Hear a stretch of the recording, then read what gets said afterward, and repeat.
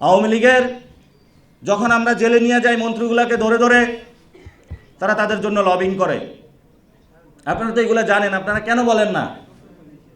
এই যে আইবি জামিন পেল, কিভাবে জামিন পেল, কত কোটি টাকার বাণিজ্য হয়েছে, এগুলো কেন আপনারা বলেন না? এখন ওনাদের বিরুদ্ধে কথা বললে ওনাদের হলো চান্দি গরম হয়ে যায়। সমস্যা কি আপনাদের ভাই? এখন আমরা অনেকে বলা হয়ে থাকে যে রাজনীতি করতে আসলে একটু সুশীল ভাষায় কথা বলতে হবে, রয়েস হয়ে কথা বলতে হবে, তাহলে মিটিংয়ে তো অ্যারেঞ্জ করা যাবে না। আর আমরা অনেক আগেই তো গোল টেবিলের রাজনীতি আমরা খারিজ করে দিয়েছি।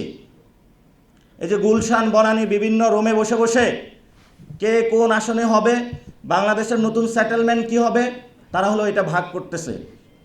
এই অগাস্টের 5 তারিখে সবগুলো রাজনৈতিক দলকে ক্যান্টনমেন্টে ধরে নিয়ে যাওয়া হয়েছিল, তারা সেখানে গোল টেবিল বসাইছে। আমরা শাহবাগ থেকে বললাম বাংলাদেশের ক্যান্টনমেন্টের কোনো গোল টেবিলে আগামী রাজনীতি হবে না, এবং সেখানে জনগণ বিজয়ী হয়েছিল। বাংলাদেশের জনগণের শক্তির উপর আর কোনো শক্তি নাই, এটা বিএনপিকে বিশ্বাস করতে হবে, করতে হবে, করতে হবে। আপনারা যে রাজনীতি শুরু করেছিলেন, সিপাহী বিপ্লব, জনতার দেখলাম ঢাকার রাজপথ বেসে গিয়েছে। তা আপনারা যে নভেম্বরে বিপ্লব করলেন, বিপ্লবের ফসল কি?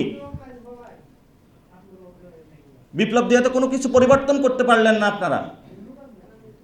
বাংলাদেশে একটা পরিবর্তন আপনারা করতে পারলেন না। একটা সামরিক কু হলো, সামরিক কুয়ের একটা ফায়দা একজন লুটলো, নাম দিল হলো বিপ্লব এবং সংহতি দিবস।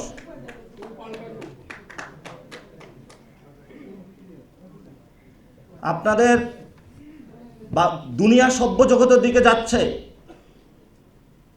আর এইসব যারা ভদ্রজন মহাপল্লীজনে যারা রয়েছেন তারা একটা অসভ্য জগতের দিকে যাচ্ছে।